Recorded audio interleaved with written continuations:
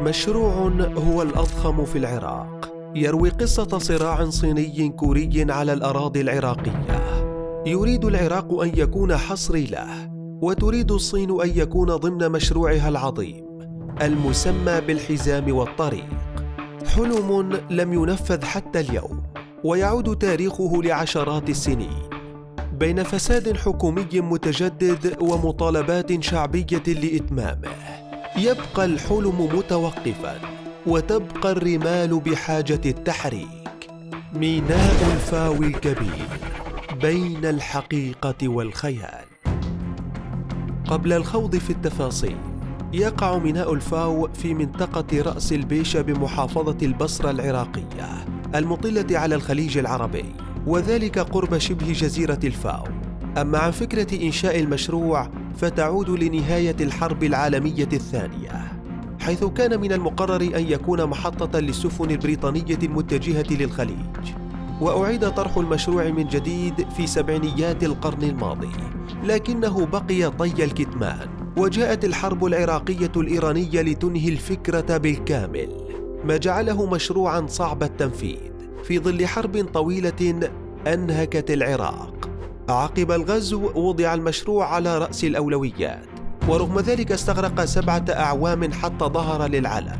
فبحلول عام 2010 أعلنت الحكومة العراقية عن المشروع لتبدأ مرحلة العمل والتوقف التي لم تنتهي حتى اليوم.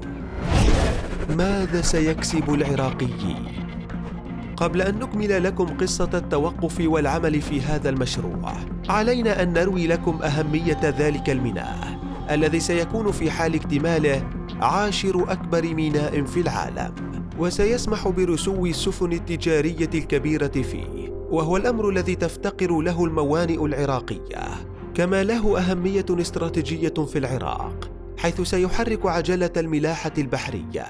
كما أن المدينة الصناعية في منطقة الفاو ستكون الأولى في الشرق الأوسط، ومن المتوقع أن يكون للمشروع مردودات مالية كبيرة للعراق، وذلك خلال نقل وإيصال البضائع والنفط بشكل أسرع. وستبلغ طاقته الاستيعابية القصوى 99 مليون طن سنوياً. وتوقع اقتصاديون أن يحقق الميناء للعراق منافع تقدر بنحو 15 مليار دينار شهرياً، بالإضافة لتوفيره أكثر من 300 ألف فرصة عمل فيه فقط، وذلك عند اكتماله وعمله بطاقته القصوى. حلم لم يتحقق. كل ما روي سابقاً سيحدث في حال بدأ العمل على تدشينه، وهو الأمر الذي لم يحدث. ففي عام 2010 ظهر المشروع بشكل رسمي، ووضع حجر الأساس له في أبريل من ذات العام، وحينها قدرت الحكومة العراقية تكلفة المشروع ب4.4 مليار يورو. وقالت الحكومة أنها ستمول المشروع في مراحله الأولى إلى أن يتم تأسيس شركة محلية قابضة. لكن تلك الفكرة فشلت منذ البداية، واتجهت الحكومة العراقية إلى شركة إيطالية قامت بوضع المخطط والتصاميم الكاملة للمشروع، لكنها لم تنفذ شيئاً على أرض الواقع، والسبب غياب الدعم المالي من الحكومة، حيث تأخرت الحكومة عن دفع مستحقات الشركة التي قدرت حينها ب46 مليون دولار لمدة عام ونصف، ما أدى لتوقف المشروع. ومن ثم اقترحت الحكومة أن ينفذ على مراحل، وتلك المراحل كانت على مدار أعوام طويلة. الخطوة الأولى كانت بناء كواسر الأمواج لتكون الركيزة الأولى للمشروع. ففي أواخر عام 2012 تعاقدت الحكومة العراقية مع شركة يونانية، والهدف إنشاء الكاسر الشرقي للميناء بتكلفة فاقت 200 مليون يورو. وبعدها بعام ربحت شركة دايو الكورية مناقصة بناء الكاسر الغربي للميناء بتكلفة فاقت 500 مليون يورو، وهو الكاسر الذي دخل موسوعة جينيس للأرقام القياسية بطول وصل إلى 16 كيلومتراً. تم الانتهاء تقريباً من المشروعين، إلا أن الميناء لا يزال حبراً على ورق، وتمر الساعات وتزداد معها مطالب العراقيين بالعمل على المشروع بالكامل.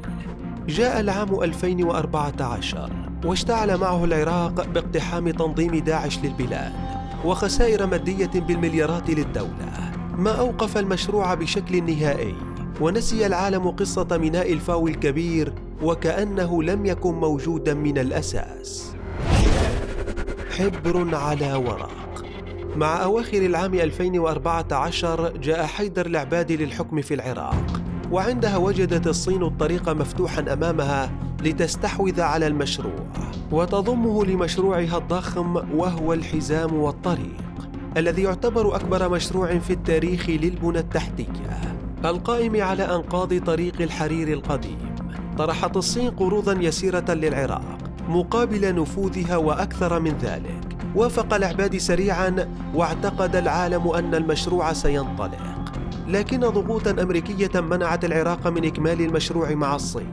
ذهب العبادي وجاء مكانه عادل عبد المهدي، الذي يوصف بأنه مقرب جداً من إيران صديقة الصين، ليعود إلى الصين ويوقع معهم ما سمي بالاتفاقية الصينية، التي يأتي الميناء على رأس أولوياتها. إلا أن تلك الاتفاقيات بقيت حبراً على ورق، ولم يرى المشروع النور أبداً. سقطت حكومة عبد المهدي عقب احتجاجات شعبية، وجاء مكانه مصطفى الكاظمي رئيس المخابرات السابق، والذي عاد ليحيي الآمال بتدشين الميناء الحلم، لكنه اصطدم بعدة معوقات تمنع إكمال المشروع، وكان على رأسها الحالة المادية الصعبة للبلاد، ومن ثم انخفاض أسعار النفط بشكل رهيب، وأخيراً أزمة كورونا التي اجتاحت العالم بالكامل وأدت لخسائر فادحة في الاقتصاد العالمي.